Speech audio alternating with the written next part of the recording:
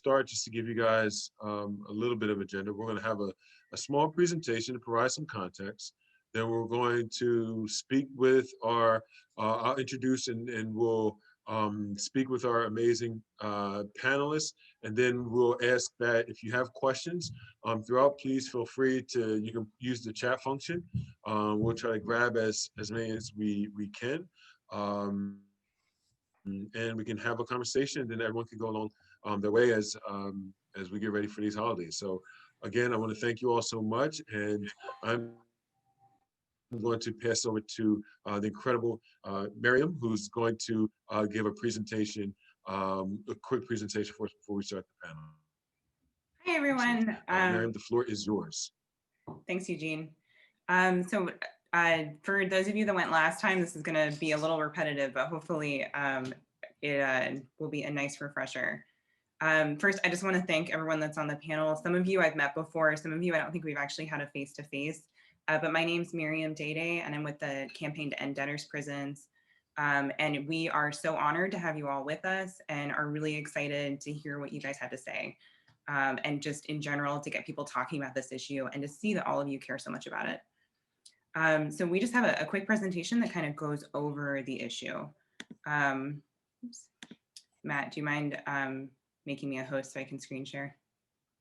Sorry, guys, you're seeing a real live tech help here. No problem. That's all right. Let them see the behind the scenes work. Proud of what we do.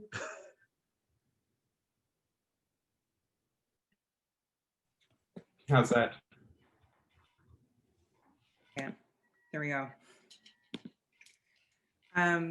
Okay, so we're the Campaign to End Debtors Prisons. Our mission is to seek a world where one's poverty does not affect how they're punished in the criminal justice system. When we talk about fines and fees, we like to kind of set the stage. So a lot of times when we think about fines and fees, or we think about any kind of criminal justice issue, there's a tendency to think about the really big things, to think about murders or assaults, and most of the criminal justice system actually consists of pretty minor crimes.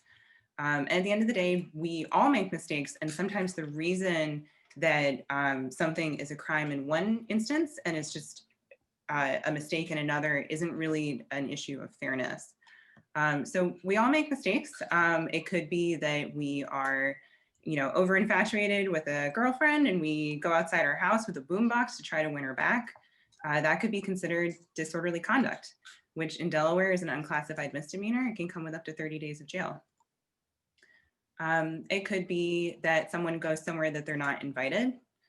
That is trespass. If it's someone's home, it could be a Class A misdemeanor, or if it's another building or another place, it could be an unclassified misdemeanor. A Class A misdemeanor in Delaware comes with up to a year of jail and up to $2,300 in fines. Or let's say that we go overboard when the office printer doesn't work, or again, we're trying to get back at an ex. That could be considered criminal mischief or property destruction, which if it's over $1,000 in damage, it could be up to a year of jail as a Class A misdemeanor. Or depending on the level of damage, which if you all have seen that Beyonce video, we know we're talking about a lot of damage, that could be a Class G felony. So these kinds of small mistakes actually make up over 97% of crimes or violations that are filed in Delaware. In 2019, over 97% of crimes or violations were misdemeanors. A study actually found that Delaware has the highest per capita arrest rate for misdemeanors in the country. So that makes us pretty unique. The thing about these small crimes is they add up.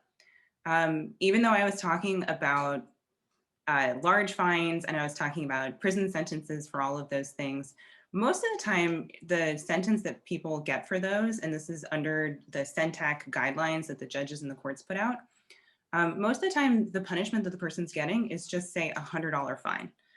They might get a low level of probation, or they might just get the fine. For someone with money, they're usually able to pay that off, and then they're able to move on with their lives. For someone that doesn't have money, it can be a huge impediment. And one of the reasons it's a big impediment is because it's not just a $100 fine. There are a number of fees that are tacked on to any kind of crime or violation that someone pleads guilty to or is convicted of. So even a $100 fine with all of these fees tacked on here, it could be $500. If someone then fails to pay it, they could be looking at $20 each time they get a KPS or a bench warrant for failure to pay. Of that $500, only $100 of it is intended to be a deterrent or a punishment, and that's the fine part. The rest of it, the $402, which are often referred to as court costs, the purpose is to generate money. A lot of those are done as fees set by the General Assembly, and the courts actually don't have any discretion to waive those or to charge someone less. The reason that this is a problem is because so many people can't afford that kind of expense. A US Federal Reserve report found that for almost 40% of people that are surprised with an unexpected $400 expense, they would be unable to pay it. So 27% would have to sell or borrow something to pay a $400 unexpected expense, and 12% would simply be unable to afford it at all. When people can't pay, our system, which is like a lot of other states, has a number of mechanisms that it uses to try to get people to pay. So their debts can incur more debts through those KPS fees, those bench warrants. Their driver's licenses are indefinitely suspended. They are issued arrest warrants, those bench warrants. And lastly, they go to prison. In the first 6 months of 2018, 129 people were sentenced to prison purely for failing to pay Delaware court-ordered fines and fees. This isn't a small issue, it's a pretty big issue. In 2017, over 20,000 driver's licenses were suspended for failure to pay court-ordered fines and fees, and over 40,000 warrants were issued for failure to pay fines and fees only in non-felony offenses. This has a disparate impact. Nationally, the criminal justice system disproportionately impacts people of color. There are a number of studies that find that to be true. One of the big ones recently, of course, was Ferguson in 2015. They found that disproportionately African Americans were being pulled over and cited compared to people not of color. The same is also true in Delaware. There was a study in 2016 that found that arrests were more common in urban areas, and then a greater share of residents that were African American and impoverished were entrapped in the criminal justice system. So because the criminal justice system as a whole disproportionately affects people of color and people that are poor, it also this fines and fees system also disproportionately affects those populations. So this whole thing, it causes a lot of things that are bad. It erodes trust in the justice system. Some of these fees are referred to as Sixth Amendment taxes. So one of the fees that I listed earlier was a public defender fee. Anyone that's represented by court-appointed counsel in Delaware is charged a $100 fee. There's also a fee for non-jury trials or bench trials versus jury trials. It's $135 for a jury trial or $70 for a non-jury trial. So people are actually charged more if they don't waive their right to a jury trial. There are also ethical conflicts. These fees go to fund infrastructure that then is a part of the justice system. So judges impose fines and fees that then fund their courts, and police arrest people who then pay into police budgets, which makes it difficult really for all parties involved. It also leads to a lot of desperate choices. A study in Alabama of over 1,000 justice-involved people found that over 82% of them had given up necessities in order to pay for court debts. And almost 40% of them actually admitted to committing a new crime in order to pay off their debt. One of the kind of, I think, ironic wrinkles about this whole system is it's inefficient. A 2019 Brennan Center study found that of the 3 states and 10 counties that they surveyed, on average, the counties spent 41 cents for every dollar that they collected in court fines and fees. And this is in comparison to the IRS through a traditional tax system, which spends just 34 cents for every $100 that it collects. So court fines and fees is roughly 121 times less efficient than a general tax. We have possible solutions, and that's the point of this panel, is really to get the people that have influence over this and that know the system the best to talk about ways that we can work to resolve it, because this is one of those issues where no one wants this system, and it's really a question of how do we fix it. So ending the suspension of driver's licenses for reasons that are unrelated to driving, getting rid of all fines and fees for children, redefining the work referral program so the community service would involve things like substance abuse treatment and mental health services, requiring municipalities, law enforcement agencies, and the courts to disclose how much of their budgets come from fines and fees and to track the system so we know how best to address it. And move towards funding government services through more efficient systems, but targeting first particularly problematic fees, like fees for public defenders or fees for expungements. Giving courts discretion to erase or lessen debt that already exists. And then lastly, creating a consolidated system by which people can see how much they owe and easily make payments. We'll share this presentation with everyone that's here. There are a bunch of links at the end, and I encourage everyone that has questions to click on them, read. I put notes in here too, so everything's cited. And with that, I will turn things back to people that know better than me. Miriam, thank you so much for that. Really appreciate it. We now have 118 people participating in this important event tonight. Again, I want to thank you all for being here. I want to thank the Campaign to End Debtors Prison. Today, we're discussing Delaware fines and fees system in regards to being modern debtors prison. I'm going to do a couple quick things. I'm going to be as quick as possible. I'm going to give brief bios, and please pardon me, panelists, if I chopped up your bios a little, because you all have a lot of meaty, hearty things that you've done. And so please put it on me. I just want to make sure that we have time as we move forward. So I'm going to introduce each of the panelists, and then afterwards I'll throw out a question to everyone in general. And then we'd love to get your feedback based upon your position and roles that you've worked. And then we'll get into different individual questions. Also, what we'll do moving forward, just for the 100 so odd people in the chat, please feel free to ask questions as well as we get the dialogue started. And so I don't want this to be something where I'm just asking a bunch of questions. I would like to be more of the conduit for questions that you all have in the chat. So any questions you have may be able to be answered, and more importantly, we all can be educated on these issues. So without any further ado, I'm going to start off by introducing our Lieutenant Governor, who has served as Delaware 26th Lieutenant Governor. Formerly, Bethany has served as Delaware State Senator from 2008 to 2017, and a state representative from 2002 to 2008, where she focused on issues involving behavioral health, cancer, education, and the environment. After graduating from Medical University in University of South Carolina with her MSN in Community Health Nursing, Bethany went to receive her PhD in Health Policy and Nursing Administration from George Mason University. I never knew that. Bethany's career in nursing took her from state to state with her husband, a Navy veteran, where she worked with underserved populations. After returning home to her home state of Delaware, Bethany became a nursing professor at University of Delaware, where she served over 20 years.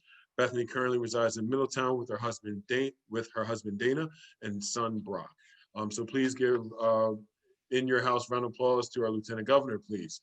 Now we have, indeed, now we have Ms. Gayle Lafferty, who became Delaware State Court Administrator on January 14, 2020. Before her appointment, Ms. Lafferty worked in the Supreme Court of Delaware for 25 years, served as a staff attorney and later a chief staff attorney and counsel to Chief Justice. In her latter role, Ms. Lafferty provided legal counsel to that's a feat in itself, 3 different Chief Justices, and managed the staff attorneys who assisted the court on a wider range of legal issues. Before joining the court, Ms. Lafferty was an associate attorney with Potter and Anderson. After Ms. Lafferty retired from the court in 2018, she returned to private practice as a staff attorney with Legal Services Corp of Delaware, a nonprofit practice as a staff attorney with Legal Service Corp of Delaware, a nonprofit law firm dedicated to representing low-income Delawareans with poverty-related legal issues. She lives in Wilmington with her husband, daughter, and incredible cat. Thank you so much, Ms. Lafferty, for being here. And please give her a round of applause from your house as you drink your water, wine, or whatever you're drinking during this time period. All right, next we have Ms. Priya Sarathy Jones, who is the National Policy and Campaigns Director at the Fines and Fees Justice Center.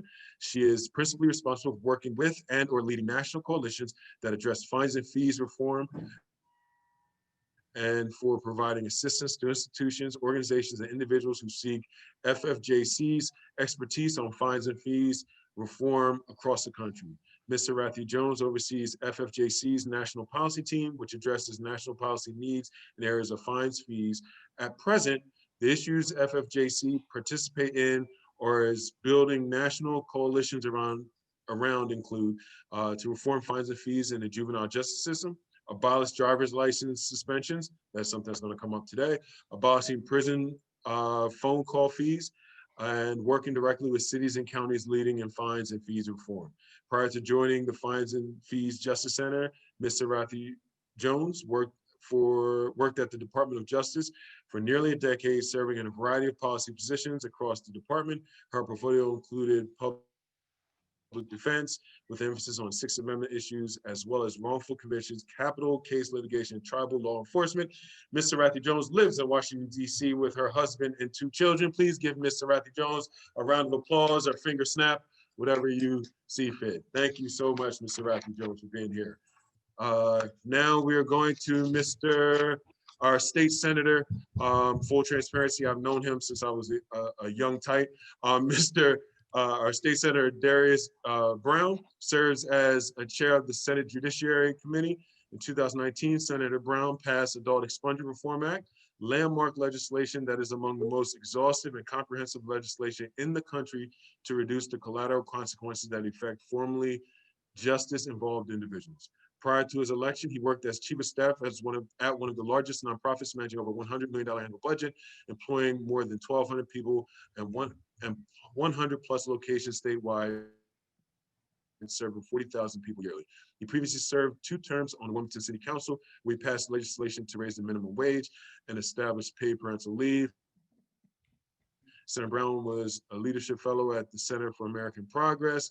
He began his career on the United States Senate staff of then Senator Joseph R. Biden Jr. Please give a round of applause, finger snaps, whatever you're going to do for State Senator Darius Brown, please. Indeed, indeed, indeed.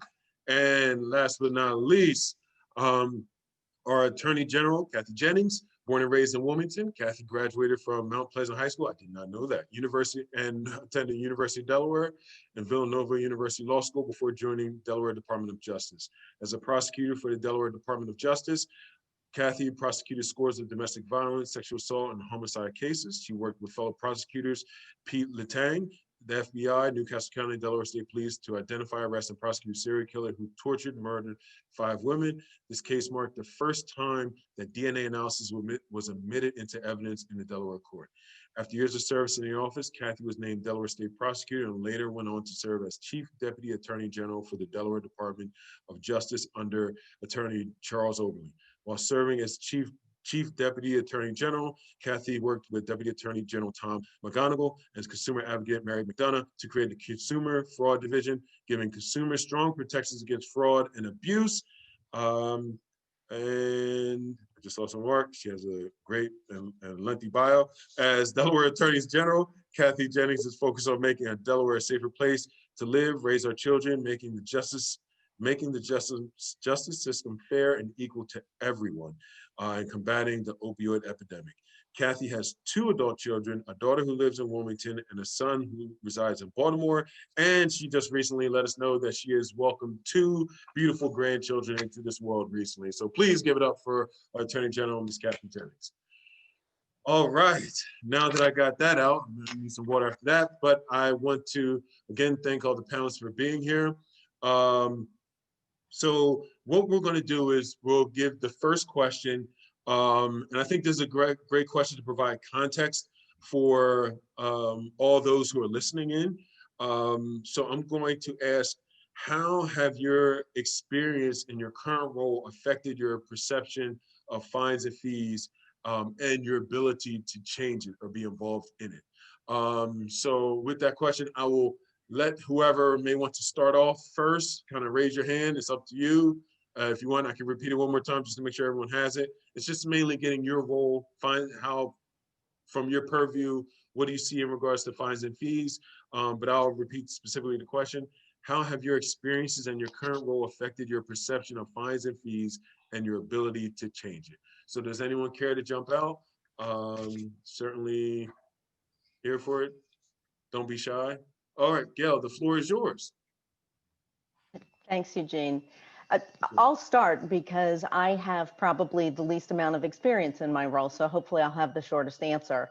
I just started with the Administrative Office of the Courts just in January of this year, and my experience with the fees and fines before COVID hit. I knew that fees and fines was a big issue that was brewing in Delaware, and that Senate Bill 29 was out there. We were starting to look at it internally. The Administrative Office of the Court is responsible for the Office of State Court Collections. So what I have learned is that it is a really complicated process. It is not a centralized system of collections. So each court does its own amount of collections, and then they refer certain cases to the Office of State Court Collections. So as I'm learning, it is a very complicated process, and the access to data is really a challenge, because the courts have their own legacy systems. There's not one system that kind of houses all the data within the courts. We don't have access to all of it. So that's a challenge, because I know that, one of the things that's a high priority is for people to be able to get one statement of everything that they owe. And that's really a reasonable request. But I'm starting to learn what the challenges are to a simple request like that. So, and Awesome. We have the ability to make some changes. So Absolutely, absolutely. Our Attorney General, I think you wanted to follow up, please. Sure thing, Eugene, and thank you. Thank you, everyone, for inviting me to speak and for joining you on this important topic. For me, the journey to where we are now in opposing fines and fees and ending debtors' prison began with a young man I met who had left prison and was part of the reentry program at the Achievement Center in Wilmington. This young man did everything he was asked to do. He found housing, he got a job, he reunited with his family, which included 2 young children. And he was off and running to a really good life, which is not easy to do in and of itself. But he came to me because he had been convicted of a felony drug offense that at the time carried a $20,000. And the court had to impose it. It was statutory. Luckily, we've eliminated that through legislation over the years. But this young man chose to give his 2 young children a Christmas. And he missed some payments on that fine. An arrest warrant was issued for him and he was arrested. So, this is as unjust as it gets. He had no money. His reasons for not paying were clearly to put his family first. Yet the consequences that he suffered were extreme. And so I set about, when I ran for Attorney General, to eliminate fines and fees for people who simply cannot afford them, because when they then cannot pay predictably, they are locked up and they lose their jobs, they often lose their housing, and their families suffer greatly. This is wrong. It has been wrong from the beginning and it needs to end. And so I support legislation. I know Senator Darius Brown has been one of the major proponents of criminal justice reform. We have been able to get a lot of work done in the justice system as well as in the legislature with his leadership and the leadership of so many people. We have a new group of legislators coming in, and I believe now is the time when we can get this very important measure passed. Well, thank you so much, Attorney General. If it's okay, like the way you're positioned on my screen, we can go to our Lieutenant Governor, our State Senator, and then we'll go to Ms. Sarathy Jones, if that works. Yeah, that works. And following our Attorney General, whom I've had the privilege to work with, I will, to directly answer your question, in this role. But before I mention this role, I had the experience both as a rep and a senator, and many of the folks online here today, the League friends that I've been involved with through the years, and with our now Attorney General and her different components and hats through the years, and was privileged back in the day with Beau Biden, and I know Kathy was there, and felt we were doing a lot with criminal justice reform. But our Attorney General is correct. With Senator Brown and others, we are at a pivotal moment. And so I have learned in this role, having done just the 4 years now as Lieutenant Governor, that even though we did tweak things in 2011, a lot more continues. And I know we've made some significant changes thanks to your advocacy and some of the work with expungements and other reforms. The one piece that has been really important and jumped out at me in the past few years is that even though we tweaked the driver's license law under Markell when I was in the Senate for folks, who didn't have a driver's license fine, I have witnessed firsthand, sharing the behavioral health, mental health side of this, how we have set up trauma so much for persons and the collateral consequences and the loss of their social capital by these minor fines. And I see it at the Board of Pardons. And so I'm excited to have part of the conversation tonight. So in my journey in this hat and where I am tonight, I was so happy to be here and to be with those who are working on the debtor system, because we have a lot more to do. And again, I just see the impact that the fines have placed on persons, and particularly those who have persistent mental health issues. It's unacceptable. We talk a lot about our young adults in college having debt and issues, but for many of those individuals, as Kathy indicated, there are story upon story.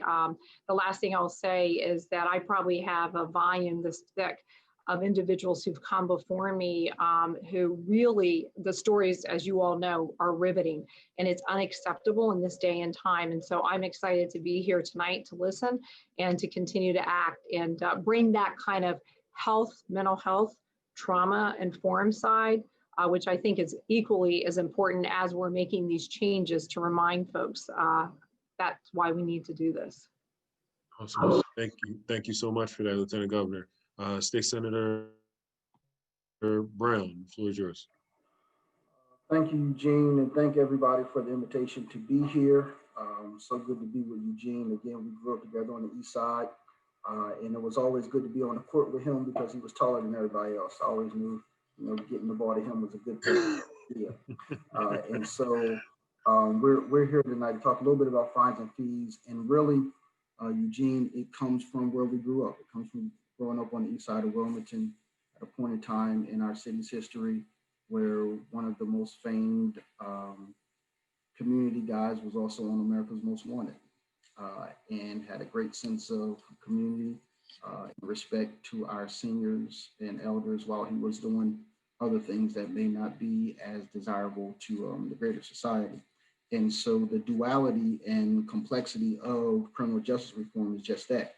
Criminal justice reform is the economic rights and economic opportunity issue of our generation, and how we address the duality of individuals that may have offended and made poor choices or wrong choices in the past, but are still trying to create a pathway for themselves to provide for themselves and their families, and still live out the penalty and the commitment of that penalty as they've entered and connected to Delaware's court system and judicial system. What we've been able to do in some of the work legislatively and presenting fines and fees, I'm hoping that through the work of this campaign and others that we can make advancements in this upcoming 151st session, but also looking at how we redesign Delaware's court system. And so part of that work began when I was on city council, working with then Chief Justice Myron Steele, and also working with Chief Magistrate Alan Davis in the context and concept of a community court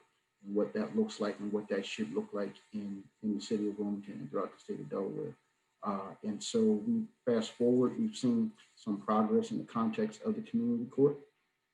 But with passing this fines and fees bill legislation, I think we have the right person to sit as our Chief Justice for us to make progress on this bill.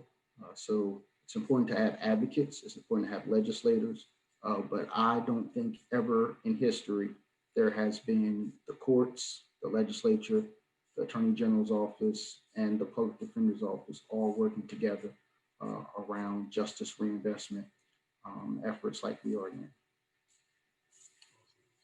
Thank you so much, Senator Brown. Good afternoon. Ms. Sarathy Jones, the floor is yours.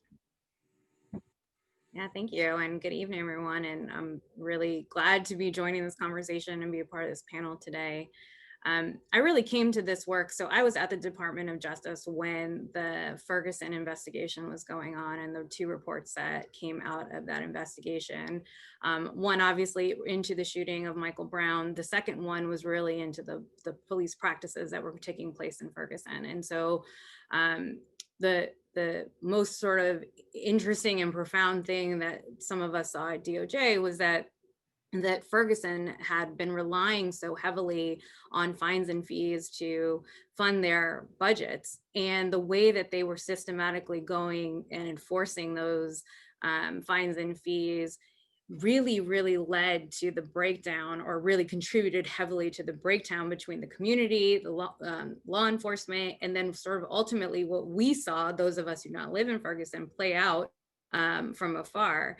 And what we were seeing there were that, you know, police were stopping folks predominantly in Black and brown neighborhoods and low income neighborhoods. And not only were they issuing them a ticket for your taillight being broken, but there were stories of, you know, one encounter leading to 8 or 9 tickets, and those adding up, you know, $350, $450 for a jaywalking ticket. I mean, just really egregious things. And then of course, when someone can't pay them, which we know, you know, lots of people can't pay a $400 ticket. And then if you're getting multiple tickets and multiple citations at one stop, the consequences of that are out of hand. So at DOJ, we started doing some work in that space at the end of the Obama administration. At the time, Lisa Foster, who's the co-director of the Fines and Fee Justice Center, was the head of the Office for Access to Justice. And she issued a letter along with some of our colleagues, a Dear Colleague letter on fines and fees guidance. And I was at the Office of Justice Programs, and we started doing some work on how could we start supporting states to move away from fines and fees and really start looking at what was going on. That happened at the very end of the Obama administration. And then we had a shift in administrations. And what became really clear, Jeff Sessions came in, he rescinded that guidance along with a lot of other guidance, but that this administration was not interested in this issue. They really believed it to be a state's issue. And they were not going to get into the space of any type of federal leadership on fines and fees. So our co-director started this group with our other co-director, Joanna Weiss, who had been sort of funding on the philanthropy side, different work in this space. And what we came to realize is that this issue was not exclusive to Ferguson. It was all over the place. It was happening on the municipal level, it was happening on the county level, it was happening at the state level. And the consequences that were stemming from people's inability to pay these fines and fees was detrimental to people's lives all over the country. And so what our organization really began to focus on are where are the states where we can be, which we're in about 4 states running our own campaigns, sort of doing the work that you all are trying to do in Delaware, in the 4 states, New York, Florida, Nevada, and New Mexico. And then nationally, what we try to do is we can't be in every state. We're not that type of organization, is really support the work of folks working on the ground in all of these states who are doing exactly what you all are trying to do, and give them the best information, the best strategies, the best policies, the best things that we know are working in certain places or we think will work in certain places, and really start to push the tide away. And especially because government needs to fund its essential resources differently than it's been funding it through these fines and fees, and really get folks to move away from how they fund government through fines and fees and focus on, reinvesting the fines and keeping that wealth in the community where we've been extracting it. Well, thank you so much for that. I'm going to pivot a little bit to one of the questions that was provided in the chat by Dolores Lee. You all can, if you feel froggy, you can jump on it. Like I'm not, if you feel like this is something that you care to answer. But the question was, what do each of you see as like the most important next step in tackling this problem of debtors prison? What would you say from your purview? Because you all have, what I like most about this panel, and before I even, before I want to thank everyone behind the scenes that are helping do this, the technical people behind the scenes, Matt, Drew, Lynn, Tanya, Miriam, everyone that has helped along in this process. But with your different backgrounds, what do you see as like an important next step from your position? So it's open to whoever may care to jump on it. So Eugene, it's a good question, and am I okay to speak now? Yes, you are. Thanks. So the next step is the big step, which I believe is legislation, and Senator Darius Brown is already working on that very hard. But I think it's important to realize that, there is opposition, and we can't get this done unless we do it in concert.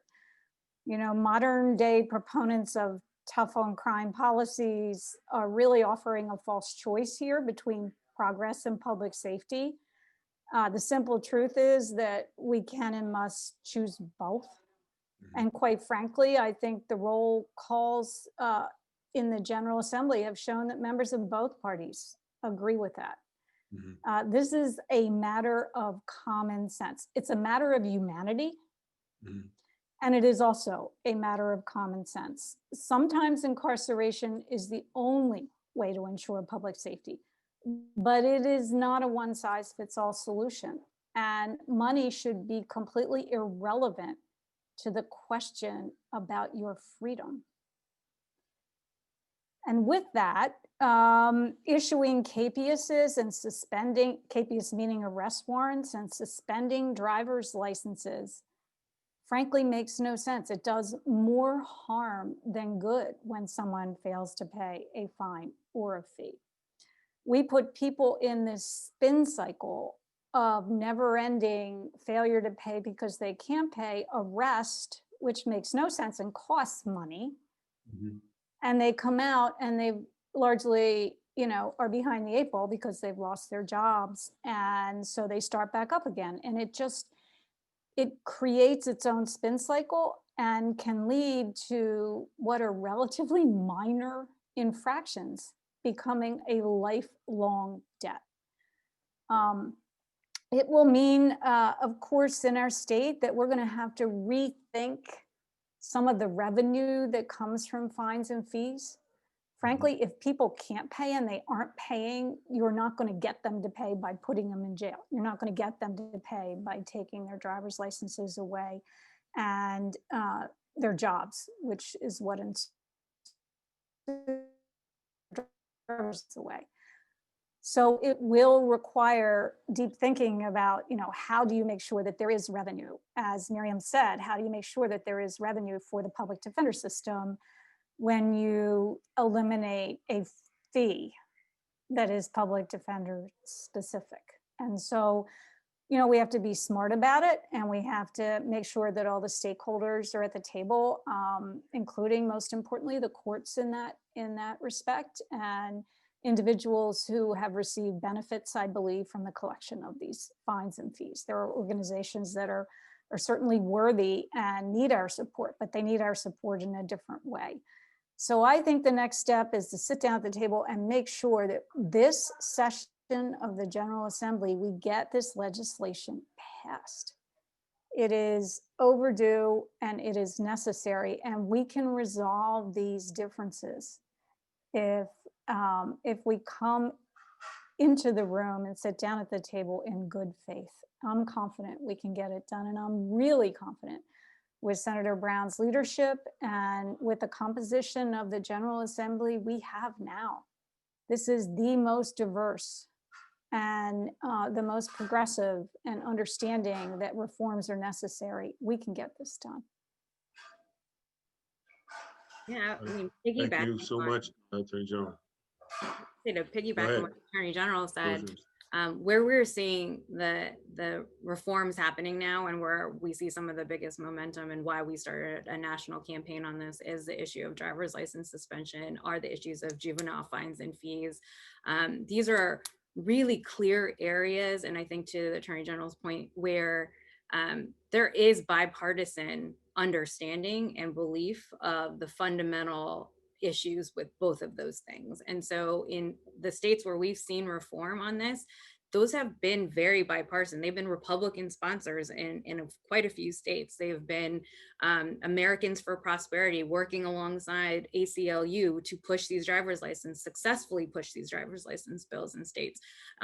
Some of those traditionally viewed as adversaries, and maybe on many other issues, they very well could be, have been allies with us in this movement across the country. And so I think this is one of those rare spaces where you can bring a lot more people to the table and under the umbrella. And driver's license suspension and juvenile fines and fees and some of the intricate ways in which you talk about the adults' use of fines and definitely the use of fees, because they are different. Where we have a lot of agreement is in the use of fees as a regressive tax and the way that the government is being funded, and where we have more room to grow and have conversations is what is the appropriate way to use a fine and when and where and how. But on all the places where we agree, I think movement and legislation is possible, can be quick. I mean, we saw this year, West Virginia passed a driver's license suspension bill. Virginia passed a driver's license suspension bill. It's working its way up. So hopefully Delaware is going to be passing its driver's license suspension bill. DC passed their driver's license suspension bill before that. And so I think that what we're seeing is that folks get this, they understand it. And now you have this new context of COVID-19 just covering all of these issues. It's the same communities that have been previously and historically harmed are more harmed because of COVID-19. There is more economic harm because of COVID-19. There is more need to have a driver's license as a result of COVID-19 and public health issues, and for public health and safety. And also there are more and more reasons that we as a community and as a government need to remove every single barrier that keeps a person from the opportunity of employment. And not having a driver's license is the #1 barrier to accessing employment. And so I think if we want to think about stimulus and economy reviving and how to get people in jobs, then the first thing we have to do is look at all the things that are keeping them from those jobs and remove them when they do not make sense. And I would argue it's very rare that it makes sense to keep something in place that keeps a person from the opportunity of prosperity. Like that needs to be a heavy weight on someone to convince everyone else that that burden should remain, and not necessarily the other way around, that it should be removed. And I think the more that we just continue to message that and bring the right messengers to the table, because the other thing we found is when certain groups say something, it falls on deaf ears, but when other people carry that water, all of a sudden that message really just strikes. And so I think having those conversations and doing that will really lead to success. Awesome, thank you so much. Did anyone else see our Lieutenant Governor? Go ahead, Yeah, please. I just want to jump in. She triggered a thought, and I know that our Attorney General and Senator Brown, and I know Gayle and others who are at the table, her story was perfect about the driver's license. You know, when we did the tweak, which isn't perfect or all-encompassing, when I was in the Senate, with Governor Markell at the time, and I know Kathy was involved with this, it was coming from the people. What we have discovered, what I see in behavioral health, along with the Board of Pardons, if we have at the table, not only all of us who are advocates, but those like Saad Solomon and others who've joined on this evening who have been at the table, haven't been at the table, but know the solutions, because sometimes the people most involved are who we need to hear from. And one of the ways that I know our Attorney General and Senator Brown and our past governor and Governor Carney now bringing those people who are experiencing this and hearing their stories. That's how we were making the tweaks. That's how we've done some of the reform. And that's what I know we're looking to do and have worked really hard on when it's coming to the trauma, the social determinants, the issues that all of these persons relive every day. And, I know at the Board of Pardons, we have moved the wait time that we had for commutations. And thanks to Kathy's office and, Charlie Oberly and others who've sat there with us, they recognize that these individuals come with tons of fees and issues, and we've just got to get rid of it. And if you look at LA, they just passed this week eliminating the cash bail on some of these small misdemeanors. I mean, so little steps. So again, that just triggered my thoughts about listening to those people who are most impacted, and they have the best solutions sometimes. And I know Kathy and Darius work with them too. Awesome. And so if if possible, we can pivot to the next question. I'm actually going to go, I think this question is probably best answered by you, Lieutenant Governor. Then I have a couple other questions for the other panelists, but the all-star here, Solomon, brought up a really good question. What are your thoughts about how debtor prison triggers trauma and the social and the effects of social determinants of health? Is there a way that you can kind of rope that in, Yes, I in the greater perspective of everything? Yeah, I can, and I think others here can. I mean, really, when you think about it, we already have trauma. We're all working really hard now, especially during, the COVID pandemic. But whether you have a fine or a fee, and that is a whole nother topic. I know somebody brought that up. There's a clear distinction between fines and fees. You relive this, when you're traumatized. And Kathy's story of the young man that she worked with who chose Christmas, over, pain and ends up incarcerated. We see that, and it is truly an impact. If you have this record and you haven't paid your fees, you can't get the housing that you need. I'll have collateral, as Senator Brown's legislation, collateral consequences. You can't get the job. You can't have the house. It just is a cycle. And then our children have the loss of social capital. They don't have the same thing. It is this learned behavior. And so it's a cycle of trauma. And I know Governor Carney, working with many of you, also are working on the whole reentry program. And bottom line, having a good job, having that roof over your head. And these fines that we've put in place, and I agree with our Attorney General, we have a new legislature, we have new advocates here, that we can do this without putting the public safety at jeopardy, bringing bipartisan agreement to the table.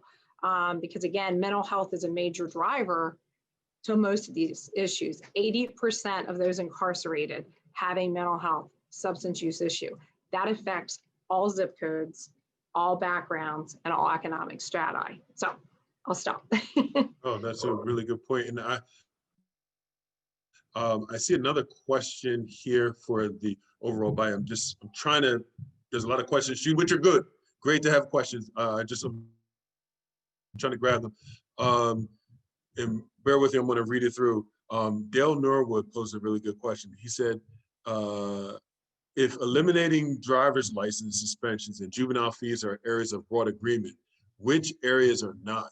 More generally, can the panelists speak to the specific measures they envision and would support being a part of legislation, and also like what areas are the stickler points in a sense? So I'll repeat it again. If eliminating driver's license suspensions and juvenile fees are areas of broad agreement, which areas are not? I think that's more of the nexus of the conversation.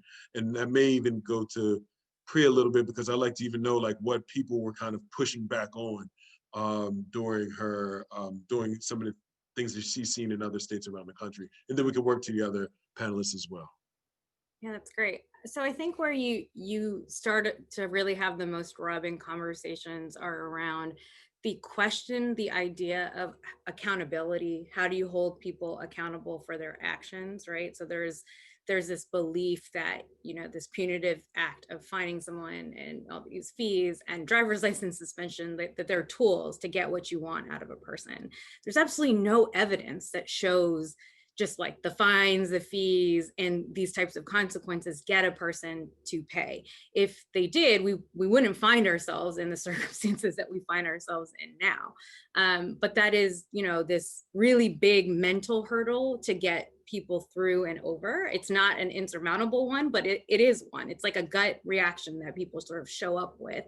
And then there's a second piece on driver's license suspension that makes it, what makes it challenging is that the topic is driver's license suspension, which you get it, oftentimes you get a ticket for a moving violation. It could be any type of low-level moving violation. So people sort of put the idea of driver's license suspension for a traffic violation like together, and they're not. It's a little bit of work to disaggregate that. We're not talking about the underlying offense. So if your jurisdiction decided that something is a public safety issue, and whether I'm rich or poor, my license gets suspended for that, we're not having, that's not the conversation we're having. We're talking about if I'm rich, or I have any money, I can pay it and I can move on with my life. If I am not, I have all these consequences that stem from that, right? So really just like having that conversation.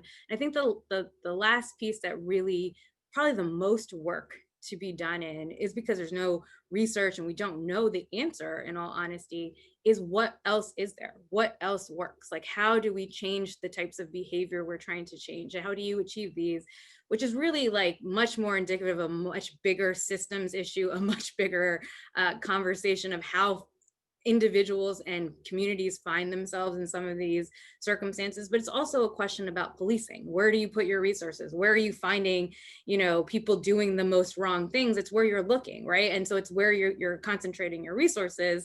And if you look hard enough in any community, you're going to find people, you know, breaking the traffic laws and breaking all kinds of laws, but that's not where you're looking. And so that's really where like the biggest things, and the final biggest thing, which I think if we had an answer to this, a lot of the other stuff would fall like up to the wayside, is the money. Like, where does the money come from? How will we have revenue? How will we fund our governments? Because in almost every state that I know of, in order to really generate new ideas on revenue, that is legislative. That requires a lot of change, or to raise taxes, to get new ways that you can generate revenue.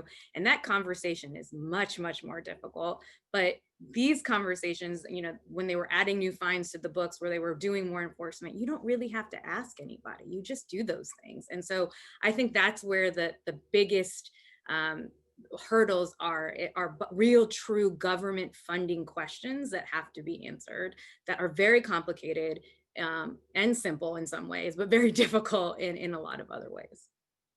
Thank you so much.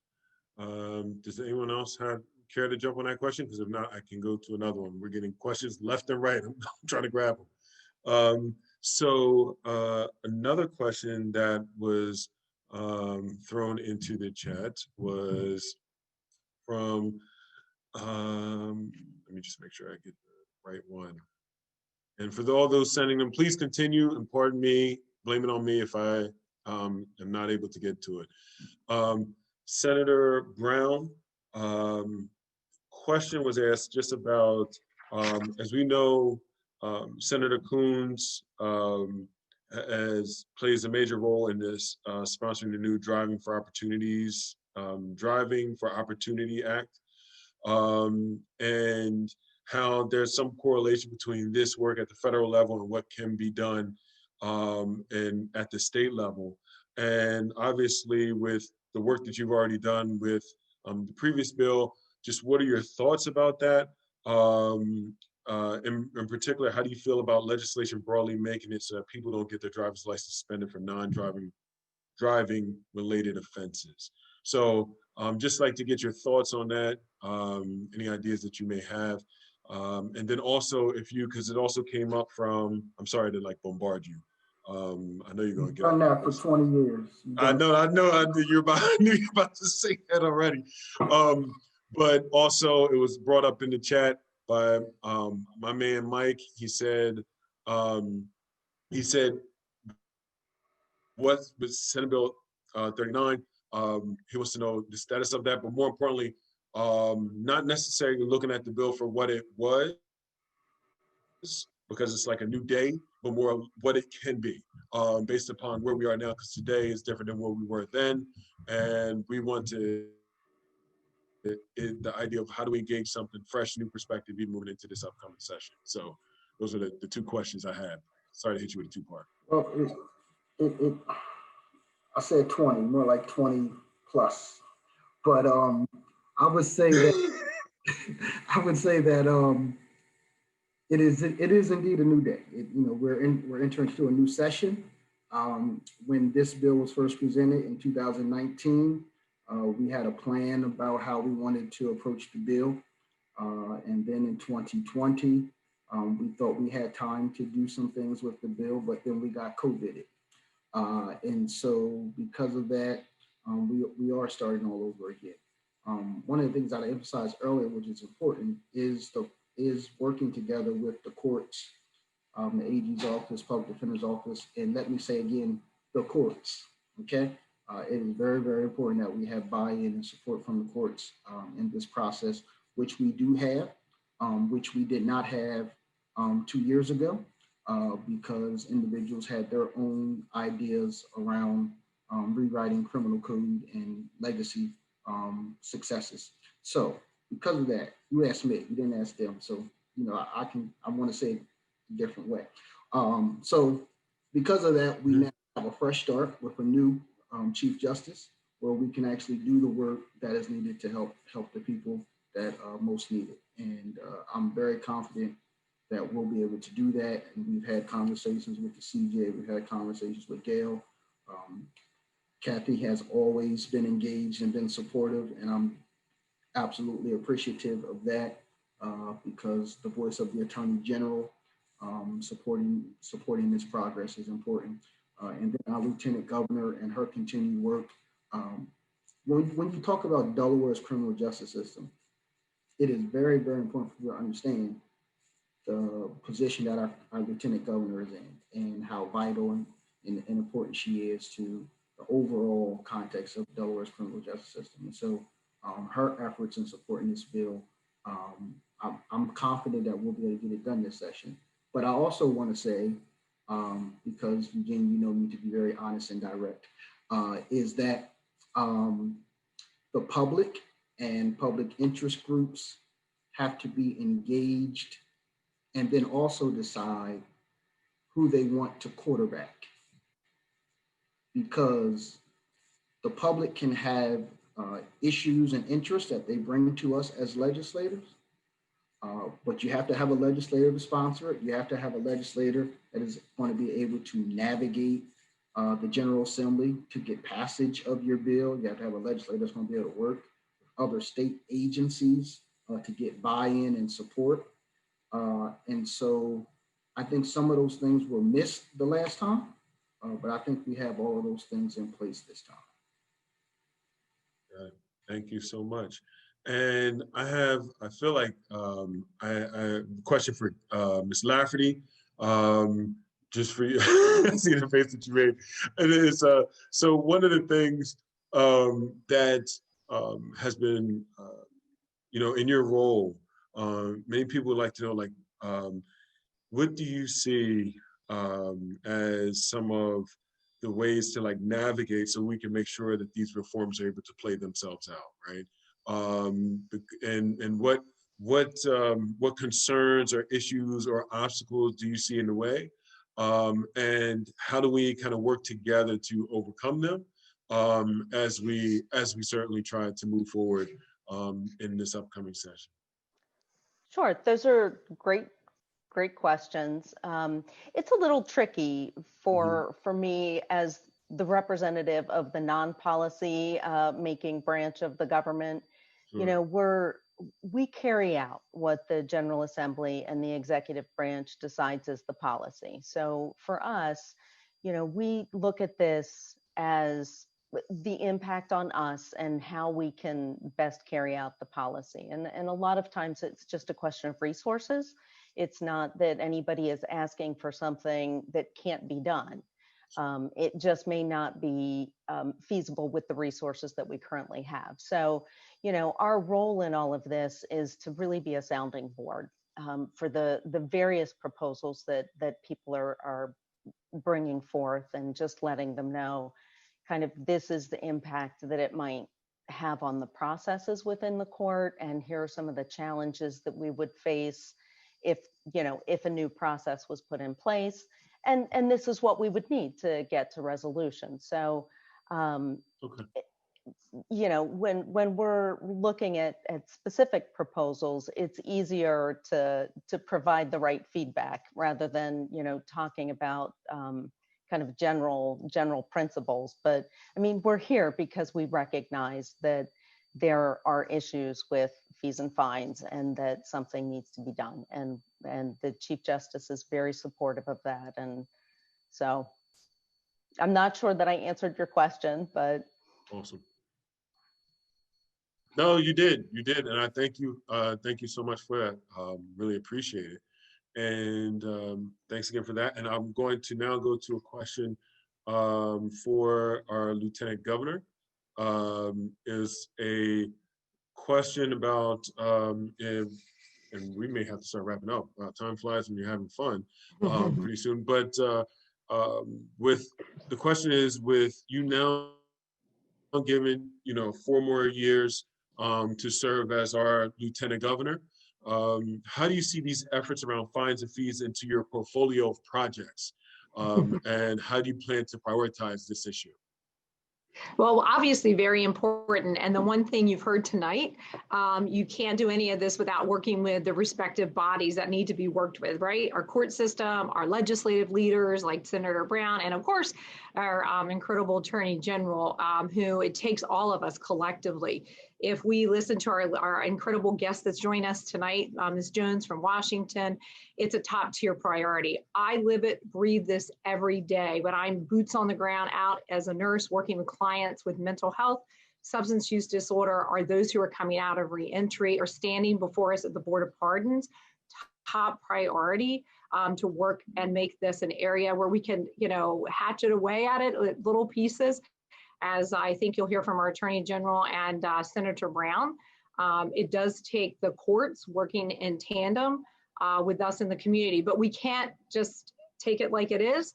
We have to have those stories and those cases. And we have a lot of stories, and the individuals who live and eat and breathe this every day, having them advocate. That's how we got the changes with the driver's license, what we got accomplished before here in Delaware. And we've got a lot more work to do. It's working together. And so I'm committed. I'm all in to work and help you. Thank you. Really good. Appreciate that. And I'm going to go to a question for our Attorney General, and then I'm going to go back down to Ms. Sarathy Jones. So the question that was provided is about how can, you know, people are excited that many individuals are coming together for this, and people are coming together for this and talking about these important issues. But the question has become, how do we help you? How do we help our legislators? Like, what support do you need from a community perspective to make sure that a legislation that impacts the lives of men and women who are feel the collateral consequences essentially of being poor, right? How can we assist along in this process as we get ready for this upcoming session? Well, that's a great question, and it's timely as we wrap up, because a very good friend of mine has a saying on his desk: hard things are hard to do. Like, they really are. And so this is so important, and it must get done. But in many ways, you've already done it now, in the sense that you're here. We have 115 participants right now in this program. So I think, you know, everyone plays a role here. The first thing is organizing around a cause of common purpose. And that's the first step. You're doing it. The next step is talk to your legislators, as I know many of you do.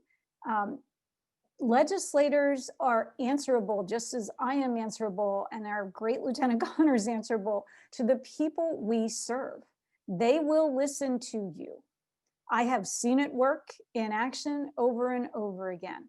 The people you elect, along with the members of the House and Senate Judiciary Committees and legislative leadership, they need to hear from you about how you feel about these important issues. And as I've said, we owe the progress we've made to the people who showed up to fight for it. Driving to Legislative Hall isn't the only way to show up, because you can't drive to Legislative Hall right now in the midst of this terrible pandemic, but you can write to legislators. Better yet, you can call them, or better even yet, you can meet with them in the district where you live. We are a small state, and we should use that to our advantage. To borrow from a great community organizer, one voice can change a room. If it can change a room, it can change a city. And if it can change a city, it can change a state. And that state is Delaware. So we can make it happen. Well said, thank you. Right when you were saying that, I noticed that our newly elected state representative, especially when you're talking about connecting with legislators, I'm thankful for everyone for being here, but I want to give a shout out to Representative Eric Morrison, who just made a comment saying, I just want to comment as a newly elected state representative, and let our panelists know that I want to work with them in any possible way to get this done legislatively, and that as a group, the newly elected House and Senate Democratic candidates want to get to work on this. So thank you so much for that, Representative Morrison, really appreciate it. And I wanted to ask Ms. Sarathy Jones in particular about outside of, you've worked with other states around some of these issues. How does Delaware kind of compare? If you have an idea how, Delaware compares to any of the other states, and what do you think about are like some, I don't want to use the word low-hanging fruit, because what needs to get done? Because I don't want, sometimes low-hanging fruit means it's nothing, that's just something that's just done at the margins. But what do you see? I love the way you said West Virginia just did this, and if West Virginia can do this, so can Delaware. So what? No shade to anyone from West Virginia, but I'm just being real with you. If West Virginia can do it, we can do it. So please, Mr. Rather Jones, give any comments you have about this in greater context. Hey, one thing is really hard to do is compare states, because the way everyone uses fines and fees, administer fines and fees, and the consequences they attach to unpaid fines and fees, they just vary so greatly. But if you are a state that incarcerates for unpaid fines and fees, you are a state that I would categorize in one of the worst off positions, right? Partly because that's unconstitutional, and so there's like an entire issue on that, and if you don't want to have that discussion, the other discussion is it's nonsensical, right? Like, you pay money to house people in prison to collect money, and so they cannot pay if they're in prison. You will pay more to have them in prison, and it's like totally lose-lose, right? And so I think that if that is a practice that's going on in the state of Delaware, that's one of those immediate things. And like you said, we're not going to call it low-hanging fruit. I think it's just one of those conceptually easy things, right? Mm-hmm. Driver's license suspension, once again, another collateral consequence. A lot of this is looking at this issue on what are the consequences, which are the harms that you are adding on to a person who has fines and fees, and then what can you do around the actual fines and fees themselves, right? And so if you look at that issue in these different ways of like, how can you mitigate the harm to individuals who are feeling it the most, and then how can you attack the revenue issue and the fee issue, and what is an appropriate fine and how should it be administered, which they all have different solutions, so they're all sort of different problems. I think like, and even when I said like West Virginia can do it, Mississippi has done it, I say that also for the context of these are traditionally poor states. They have a lot of other systematic issues. And so revenue you would think would be something that they wouldn't be so easy to dismiss. But I think it's because they understand you cannot collect from people who do not have, right? So what is the point of over punishing people for what they don't have? In Maryland, when they passed their driver's license suspension bill this year, I thought the most compelling thing, and I've seen this in other states, and I've heard this in Texas that passed driver's license suspension reform, that it was the individuals telling their stories of like who they are and how this hurt them. Because what that does is it doesn't allow the decision makers to distance themselves from the harms that they are either administering or allowing to continue, right? It connects these two things, that you have the power to stop the thing that is happening to me, and this is the thing that is happening to me. And now you can't create a narrative of that individual as a criminal or a person who you've decided is deserving of these punishments. But no, this person is just like me. They're trying to work hard for their family. They're just trying to get by. And we're stopping them from that. There was a gentleman who showed up in Maryland to the hearing with the letter for a great job offer that said, I offered this man this job. It would have changed his life. He could not take it because he did not have a driver's license. And like, to hear this man show up and tell with the letter in hand that this would have changed the trajectory of his life and he couldn't take the job. I mean, the people in that room, they don't want to be a part of that. They don't want to do that, right? And the legislator in Virginia, who was in a Republican part of Virginia, it was an old, like a coal mine town. A lot of poverty now exists in that area that used to be more economically sound. He said this is a single piece of legislation he's most proud of, because the minute it went into effect, how hundreds of thousands of people's lives changed on the spot on driver's license suspension. They got the power back to change their lives.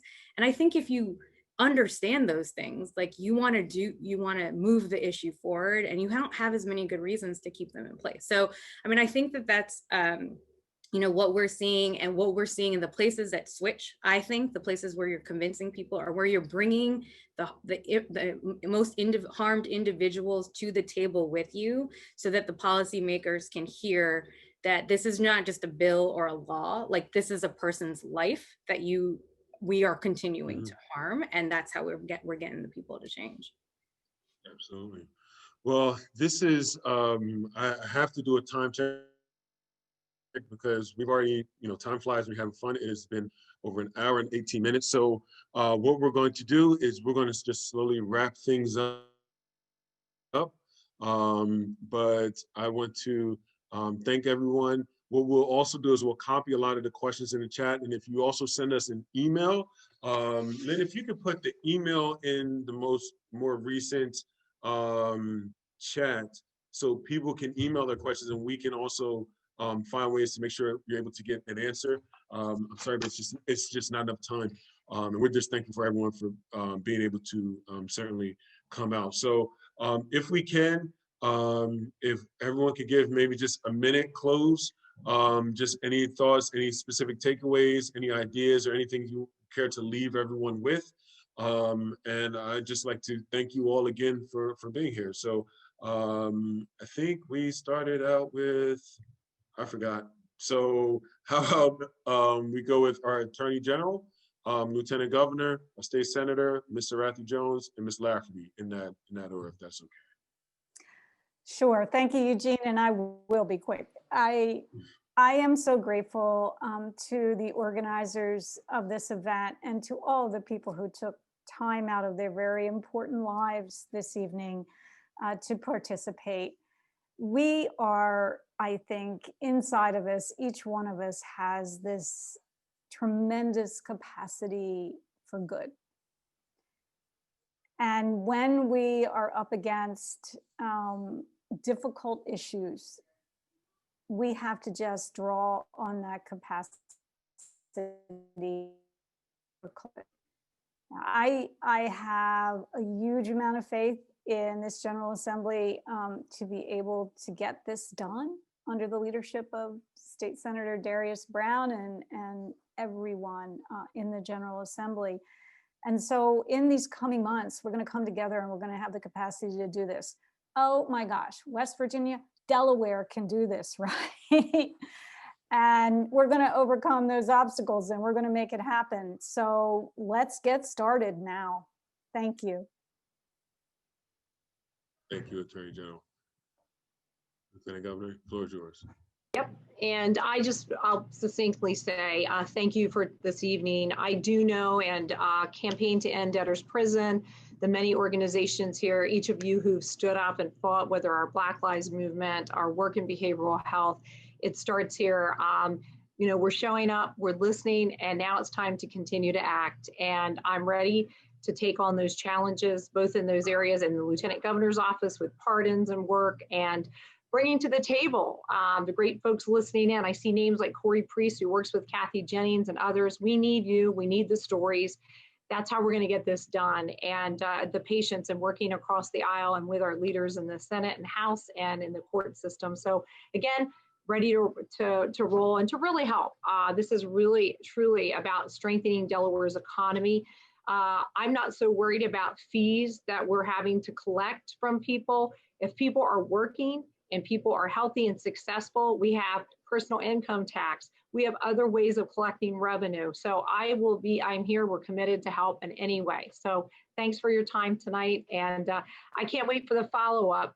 So hopefully we'll be doing this in a couple weeks while we stay safe. The last thing I'll say, Governor Carney would not be happy with me if I didn't say thank you for socially distancing, being safe during this time. The vaccine will be rolling out hopefully in the next week or so with our frontline workers. So in the meantime, please keep staying safe and doing those things to protect yourselves. Thank you. Senator Brown, the floor is yours, sir. Thank you for the invitation. Again, look forward to working with everyone as we make progress around the fines and fees bill. Also, how we look at how we just reinvent Delaware's criminal justice system. And as we come out of the fines and fees bill, the importance of how we can address this issue and many other issues like this through the solutions of Delaware's Community Court. And as it is stood up by our Chief Justice and his staff, look forward to the continued growth and expansion of that around the fines and fees issue and other issues in our state. Thank you. Thank you, Senator Brown. Ms. Sarathy Jones, the floor is yours. Thank you all for having me and just allowing me to be part of this conversation in Delaware. And I just want to just say that, you know, where Delaware stands for me right now is the fact that this group of folks is at this table having this conversation and there is a coalition of individuals behind it. You have a lot of what you need already. It's just going to be the time and the hard work to make this happen. So thank you for allowing us to be part of it. Thank you. Ms. Lafferty, the floor is yours. And I just want to echo what everyone else has said. Thank you for the organizers, for Lynn and Miriam and Tanya for inviting the courts to be part of this panel and part of the conversation. And the Chief Justice and I, both, it was timely for both of us to be coming into our roles at this particular time. And we have some great partners in this, and we are ready to stand shoulder to shoulder and support the effort however we can.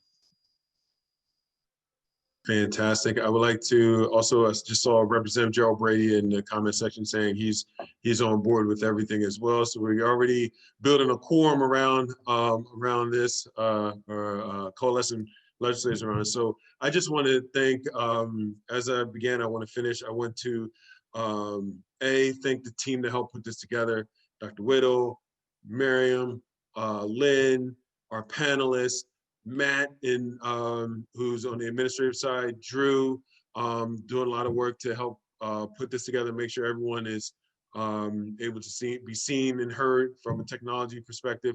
I also want to thank our co-sponsors and those that we've been in collaboration with. Coalition to Dismantle the New Jim Crow, thank you. Coalition for Smart Justice, thank you, thank you. Delaware Center for Justice, Delaware United, of course, League of Women Voters, Newcastle County Metropolitan Wilmington Urban League, Building People Power. The campaign to end debtors prison has really taken a life of its own. It started out under Network Delaware, but I mean, it's just really taken a life of its own. And I cannot thank everyone who's a part of this enough, because just even being able to have this panel and have these great individuals here, it's a beautiful thing. So I thank you all. I appreciate you all for being here. And this is not, this is more of a see you later than a goodbye, because we're going to need you all when January rolls around, which is pretty soon, to take some action on the great words that were said today. So I thank you all so much. Thank you all in the chat, and please have a wonderful evening. Thanks. Thank you.